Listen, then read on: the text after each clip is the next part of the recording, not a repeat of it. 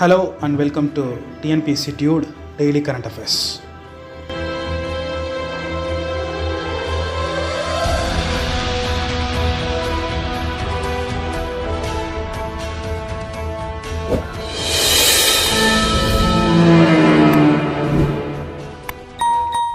So, first topic பாருங்க. Tripura declared India's third fully literate state.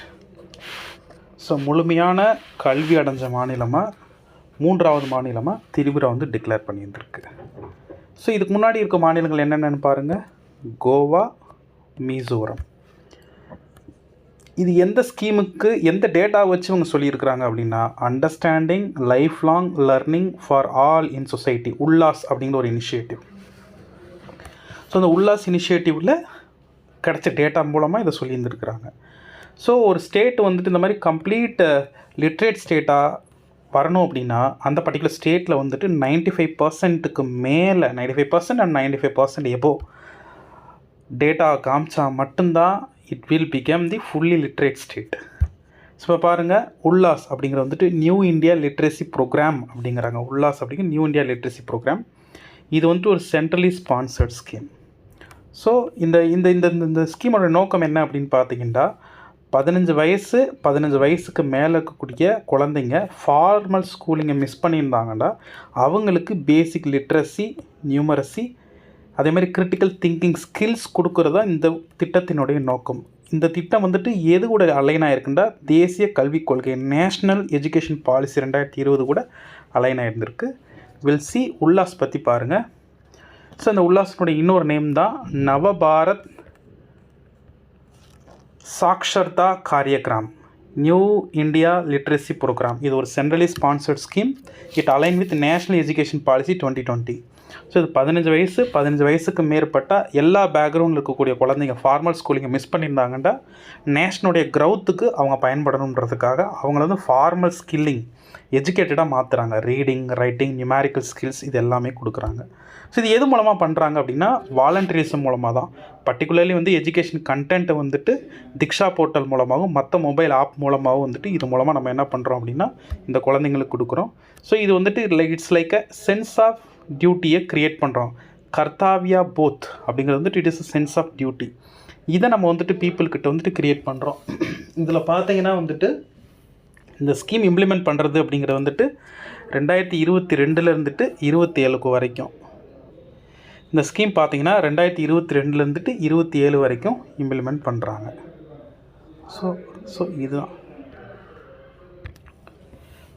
இதான் Ullas initiative. So first news completed.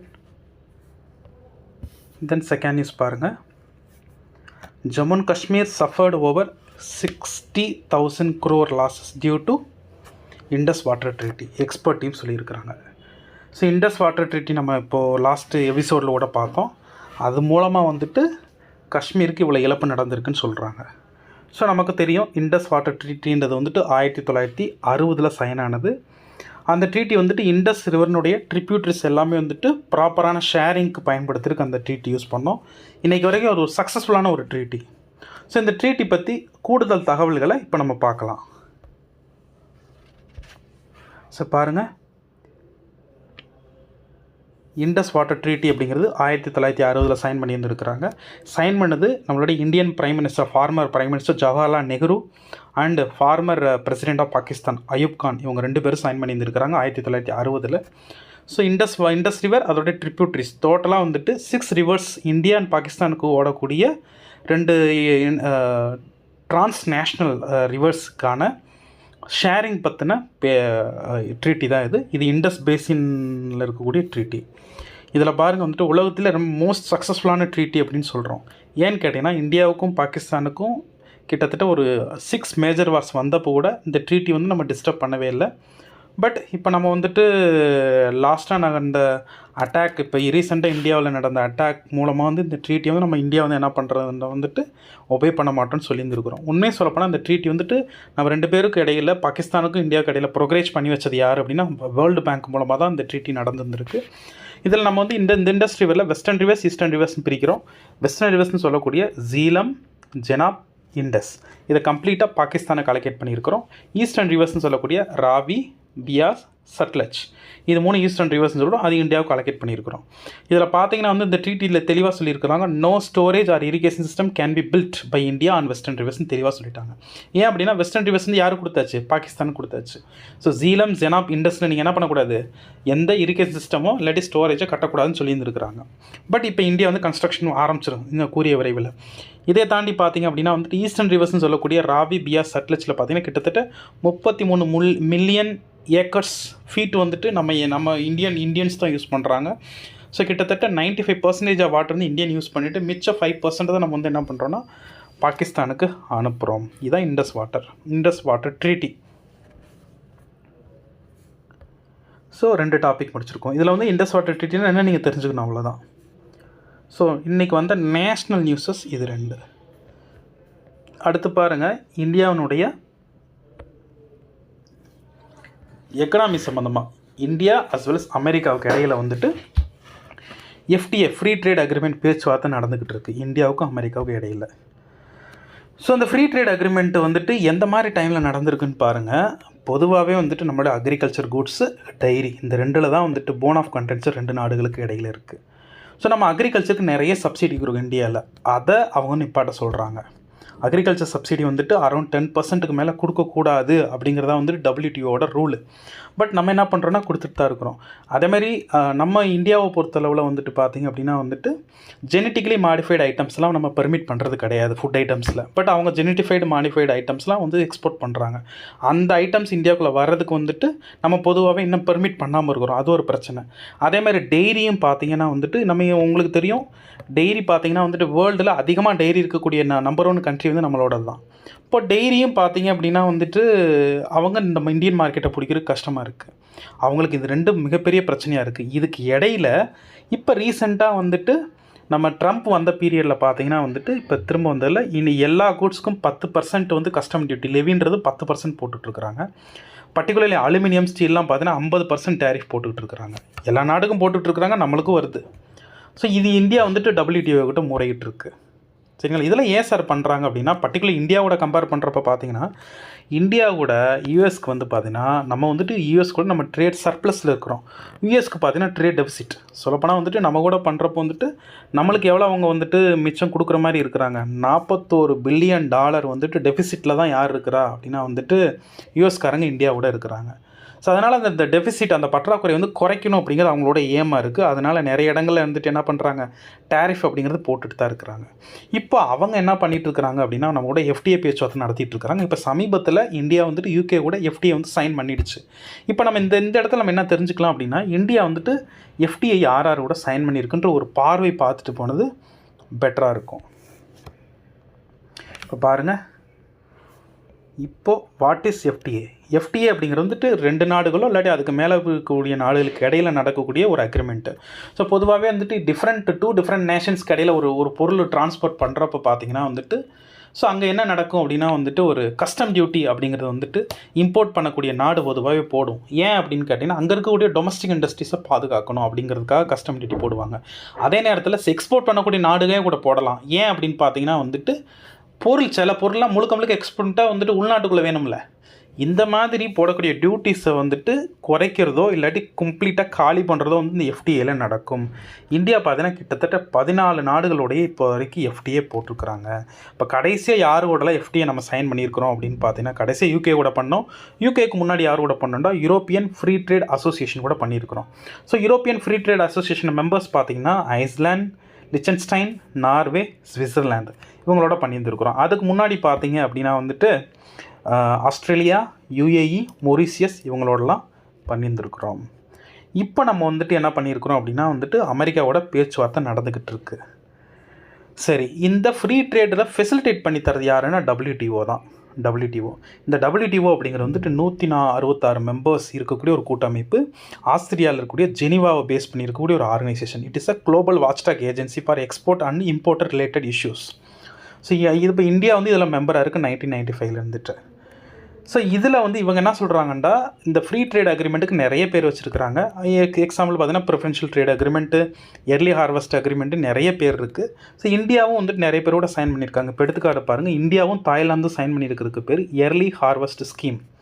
இதை தாண்டி India Singapore sign பண்ணிக்க free trade அக்ரிமெண்ட்டுக்கு names பார்த்தீங்கன்னா comprehensive economic cooperation agreement. இதே இது வந்துட்டு பார்த்தீங்கன்னா இந்தியா கொரியா சவுத் கொரியாவோட பண்ணதுக்கு பேர் வந்து செப்பான்னு சொல்லுவோம், காம்ப்ரிஹென்சிவ் எக்கனாமிக் பார்ட்னர்ஷிப் அக்ரிமெண்ட்டு. இதை தாண்டி இந்தியா EU பண்ணது வந்துட்டு bilateral trade and investment agreement. அதேமாதிரி இன்னொன்று பண்ணியிருக்கிறோம், என்ன வந்துட்டு ட்ரேட் அண்ட் எக்கனாமிக் பார்ட்னர்ஷிப் அக்ரிமெண்ட்டும் பண்ணியிருந்துருக்கிறோம். ஸோ ஒவ்வொருத்தவங்களோட அக்ரிமெண்ட் பண்ணுறதும் டிஃப்ரெண்ட் கூட்ஸ்க்கு வந்து நமக்கு ஏத்தாப்பில் பண்ணியிருந்திருப்போம். சில இடங்களில் ஜீரோ டியூட்டி அப்படின்னு சொல்லுவாங்க. ஜீரோ டியூட்டி அப்படிங்கிறது என்னென்னா வந்துட்டு உங்களுக்கு வந்துட்டு கஸ்டம்ஸ் அப்படிங்கிறது 0% இருக்கிற மாதிரி இருந்திருக்கும். ஸோ இந்தியா ஜென்ரலாக யாரெல்லாம் FTA பண்ணியிருக்கான்னு பாருங்கள். Sri Lanka, Bhutan, Thailand, Singapore, Malaysia, Korea, south கொரியாவை மீன் பண்ணுறாங்க, Japan, Australia, UAE, United Arab Emirates, Mauritius, அப்புறம் ஏஷியானுடைய 10 நேஷன் பிளாக்கு. சரிங்களா? இப்போ நெகோசியேஷன் யார் கூட போயிட்டுருக்குன்னா UK கூட கொடுத்துருக்காங்க. UK கூட நம்ம சைன் பண்ணியாச்சு. இப்போ ஓமன், யூரோப்பியன் யூனியன், பெரு, இஸ்ரேல் கூடலாம் இப்போ சின்ஸ் நடந்துக்கிட்டு தான் இருக்குது. ஓகே, ஸோ இந்த டாபிக் நம்ம பார்த்துட்டோம். நெக்ஸ்ட் டாபிக் பாருங்கள். நேஷன் வைஸு ஒரு 3 இம்பார்ட்டண்டான டாபிக்ஸ் வந்திருக்கு. ஹிந்துவில் பெரிய டாபிக் இன்றைக்கி எதுவும் வரலை. ஹிந்துவில் நம்ம தமிழ்நாட்டில் வரக்கூடிய நியூ இண்டியன் எக்ஸ்பிரஸ் பார்த்துட்ருக்குறோம். இப்போ பாருங்கள், ஆர்மி பார்த்தீங்கன்னா 2 டீப் ஸ்ட்ரைக் பினாக்கா ராக்கெட் ரெஜிமெண்ட்ஸை ஆட் பண்ணியிருக்கிறாங்க. பினாக்கா ராக்கெட் லான்ச்சர்ஸ், இதான் Pinaka rocket launchers.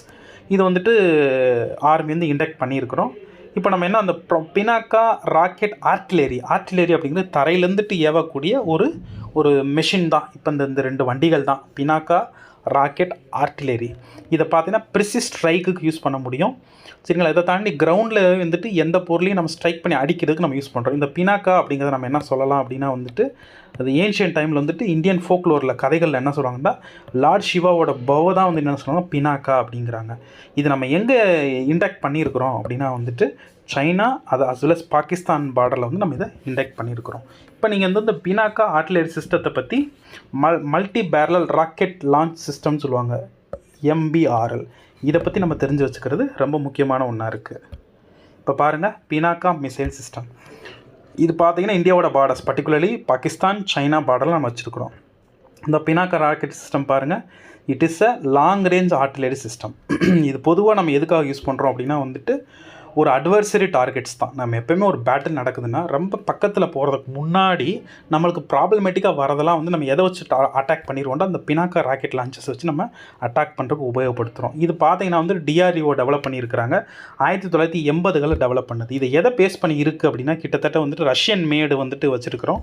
So Russian மேடு இந்த ராக்கெட் லான்ச்சிங் சிஸ்டம் பார்த்தீங்கன்னா கிரேடுன்னு சொல்லிட்டு அதை பேஸ் பண்ணி தான் நம்ம இது வந்து டெவலப் பண்ணியிருந்துருக்கிறோம். DRDO 1980களில் டெவலப் பண்ணியிருக்கிறாங்க. இதில் பினாக்கா மார்க் 1, மார்க் 2 நம்ம 2 யூஸ் பண்ணுறோம். 1990களில் வந்துட்டு நம்ம யூஸ் பண்ண ப்ராமினெண்ட்டாக யூஸ் பண்ணது மார்க் 1. இதை தான் நம்ம இங்கே யூஸ் பண்ணோம், கார்கில் வார்லேயும் யூஸ் பண்ணோம். இப்போ பார்த்தீங்கன்னா வந்துட்டு பினாக்கா மார்க் 1, பினாக்கா மார்க் 2 2 இருக்குது. பினாக்கா மார்க் 1 பார்த்தீங்கன்னா ஒரு 40 கிலோமீட்டர் ரேஞ்ச் வரைக்கும் கொடுக்குது. மார்க் 2 பார்த்தீங்கன்னா 75 கிலோமீட்டர்ஸ் வரைக்கும் கொடுக்குது. ஸோ இது வந்துட்டு லைக் கைடல் மிசைல் சிஸ்டம் தான். பினாக்கா அப்படிங்கிறது வந்துட்டு ராக்கெட் லான்ச்சஸ் தான். இது வந்துட்டு கைடல் மிசைல். நீங்கள் வந்து அங்கேருந்துட்டு எந்த ஒரு மிசைலையும் நீங்கள் லான்ச் பண்ணுறீங்க அப்படின்னா வந்துட்டு நம்ம வந்துட்டு எதை யூஸ் பண்ணுறோம், கைடட் மிசைல் யூஸ் பண்ணி அதை வந்து அட்டாக் பண்ண வைக்கிறோம். கம்பேரிட்டிவ்லி நீங்கள் வந்து ஆர்ட்டிலரி கன்ஸ் கூட கம்பேர் பண்ணுறப்போ பொதுவாகவே வந்து நீங்கள் என்ன புரிஞ்சுக்கணும், இந்த ராக்கெட் லான்ச்சஸ் வந்துட்டு என்ன மாதிரி இருக்கும் அப்படின்னு கொஞ்சம் லெஸ் செக்யூரேட்டாக தான் இருக்கும். பட் ஸ்டில் இதை வந்து நம்ம வந்துட்டு guided as well as navigation system use பண்ணி நம்ம வந்துட்டு பார்த்துக்குறோம். இதுதான் பினாக்கா ராக்கெட் லான்ச்சிங் சிஸ்டம்.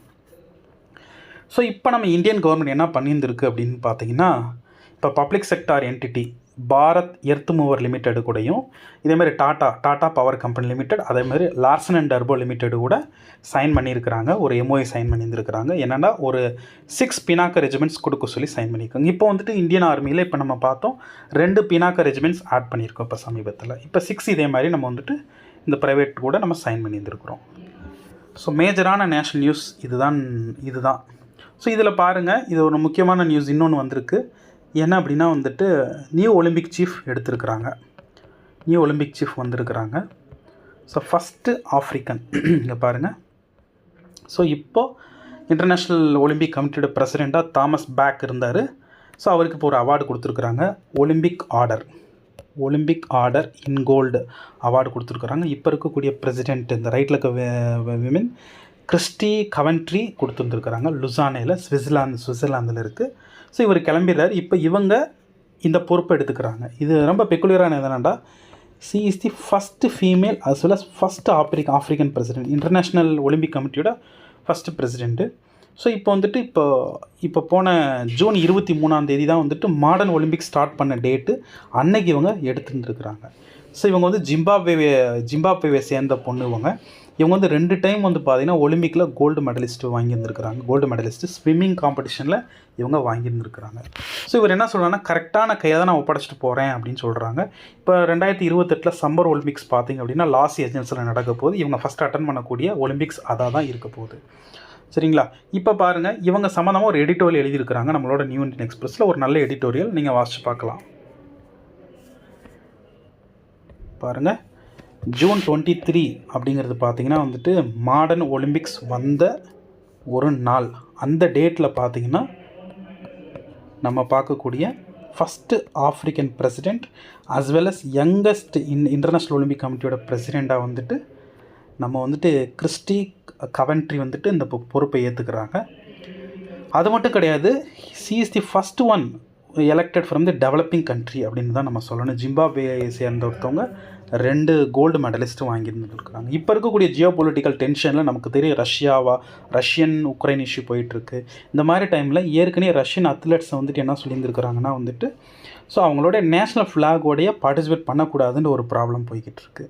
இப்போ இருக்கக்கூடிய ஜியோ பொலிட்டிக்கல் டென்ஷனில் வந்துட்டு அந்த பொலிட்டிக்கல் அம்பிஷன்ஸை வந்துட்டு ஏன்னா எல்லா குளோபல் லீடர்ஸையும் வந்துட்டு என்ன பண்ணுறாங்கன்னா, அந்த பொலிட்டிக்கல் அம்பிஷன்ஸ் தான் ஸ்போர்ட்ஸில் காமிக்க பார்க்க போகிறாங்க.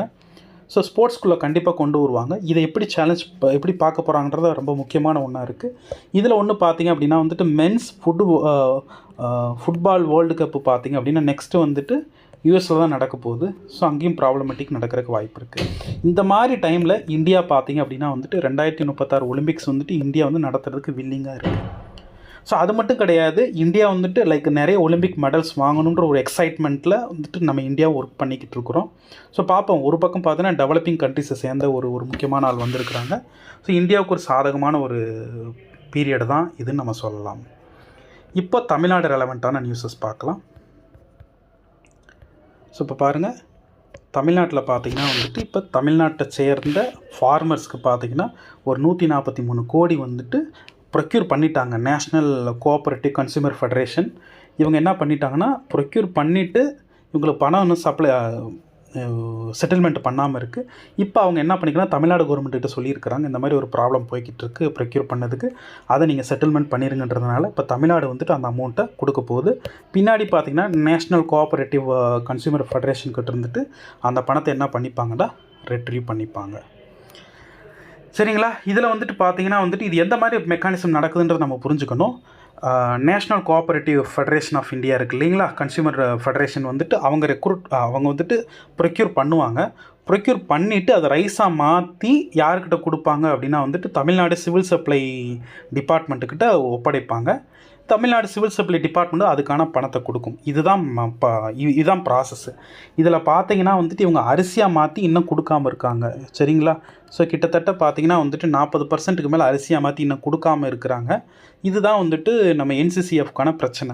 அது மட்டும் கிடையாது, இப்போ சமீபத்தில் வந்துட்டு மான்சூன் பீரியட் வரதுனால யூனியன் கவர்மெண்ட் சொல்லியிருந்தாங்க, தமிழ்நாடு கவர்மெண்ட் எல்லா கவர்மெண்ட்டையும் சொல்லியிருக்கிறாங்க, தமிழ்நாடு கவர்மெண்ட்டையும் சொல்லியிருக்கிறாங்க, இந்த மாதிரி வந்துட்டு நேஷ்னல் ஃபுட் செக்யூரிட்டி ஆக்டில் வந்துட்டு பீப்புளுக்கு கொடுக்கக்கூடிய மணியை வந்துட்டு ப்ரியராக வந்துட்டு ஒரு 3 மந்த்ஸ்க்கான அதை வந்து நீங்கள் கொடுத்துருங்க அரிசி எல்லாம்னு சொல்லியிருக்கிறாங்க. பட் தமிழ்நாடு கவர்மெண்ட் அக்செப்ட் பண்ணலை.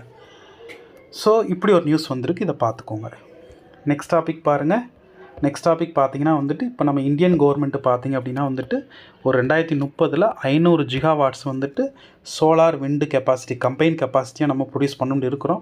அப்படி இருக்க பட்சத்தில் நம்ம தமிழ்நாட்டில் பார்த்திங்கன்னா வந்துட்டு இது வந்துட்டு ஒரு முக்கியமான ஸ்டேட்டாக இருக்குது அஸ் ஃபார் அஸ் எனர்ஜி ப்ரொடியூஸில். இப்போ யூனியன் மினிஸ்ட்ரி பார்த்திங்கன்னா எலக்ட்ரிசிட்டி ரூல்ஸ் 2005 அமெண்ட்மெண்ட் கொண்டு வந்திருக்கிறாங்க. அதில் என்னென்னா எனர்ஜி ஸ்டோரேஜ் அண்ட் சிஸ்டத்தை வந்துட்டு அதை வந்துட்டு ஏன்னா it's like a battery system. இதுக்கு வந்துட்டு ஈஸியாக சேல் பண்ணுறது, இதை தாண்டி ரெண்டிங் கொடுக்கறதுக்கான ஒரு அமெண்ட்மெண்ட் கொண்டு வந்திருக்கிறாங்க. நமக்கு ஏற்கனவே தெரியும், அதிகப்படியாக ப்ரொடியூஸ் பண்ணக்கூடிய எனர்ஜியை சேவ் பண்ணி வைக்கிறதுக்கான பொருள் இந்தியாக்கிட்ட வந்துட்டு கம்மியாக தான் இருக்குது. இப்போ சைனாலாம் பார்த்தீங்கன்னா வந்துட்டு அந்த பொருளோட விலை வந்துட்டு லேக்ஸில் தான் வருது. ஆனால் இந்தியாவில் வந்துட்டு பார்த்தீங்கன்னா கிட்டத்தட்ட 1.5 கோடி வருது. ஸோ அது ஈஸியாக கிடைக்கிறதுக்கான வழியை பற்றின அமெண்ட்மெண்ட் நடந்திருக்கு. அந்த நியூஸ் வாசித்து பார்த்துக்கோங்க, ரொம்ப இம்பார்ட்டண்டான நியூஸ். நெக்ஸ்ட் பார்த்திங்க அப்படின்னா வந்துட்டு தமிழ்நாட்டினுடைய சைல்ட் ரைட்ஸ் கமிஷனுக்கு ஒரு சீஃப் போட்டிருக்கிறாங்க. ஸோ அவங்க யார் அப்படின்னா வந்துட்டு புதுக்கோட்டை விஜயா, தமிழ்நாடு சைல்ட் ரைட்ஸ் கமிஷனுக்கு சீஃப் அப்பாயின்ட் பண்ணியிருக்கிறாங்க. கடந்த 3 வருஷமாக வந்துட்டு இந்த சைல்ட் ரைட்ஸ் கமிஷனுக்கு வந்துட்டு அப்பாயின்ட் பண்ணாமல் இருந்தாங்க பீப்புளை இப்போ அப்பாயின்ட் பண்ணியிருக்கிறாங்க. இந்த கமிஷன் எது மூலமாக க்ரியேட் பண்ணுதுன்றா தமிழ்நாடு, அதாவது commission for protection of child rights act 2005 கொண்டு வந்தது. இவங்க சைல்ட் ரைட்ஸ் ரெலவெண்ட்டான லா, கவர்மெண்ட் பாலிசிஸு இதெல்லாம் வந்துட்டு வாட்ச் பண்ணுறது இவங்களோட வேலை, ப்ராப்பரான ரெக்கமெண்டேஷன் கொடுக்குறது இவங்களோட வேலை. ஸோ இவங்க வந்து ஒரு முக்கியமான ஒரு 4 லாவை இம்ப்ளிமெண்ட் பண்ணுறதை பார்த்துக்கிறாங்க. POCSO act 2012, right to education act 2009, juvenile justice act 2015, then prohibition of child marriage act 2006 இதெல்லாமே இவங்க பார்த்துக்கிறாங்க. இதை தாண்டி வந்துட்டு இப்போ சைல்டுக்கு நடக்கக்கூடிய அனைத்து கொடுமைகளையும் இவங்க பார்த்து அதுக்கு தேவையான நடவடிக்கைகளை கவர்மெண்ட் எடுக்க வைக்கிறது இவங்களோட முக்கியமான நோக்கமாக இருக்குது. ஸோ வித் திஸ் இன்றைக்கான கரண்ட் அஃபேர்ஸ் பார்த்துட்டோம். ஸோ டெலகிராம் சேனல் அப்டேட் பண்ணிக்கோங்க, மெட்டீரியல் அங்கே கிடைக்கும். Stay tune in TNPSC dude. Thank you.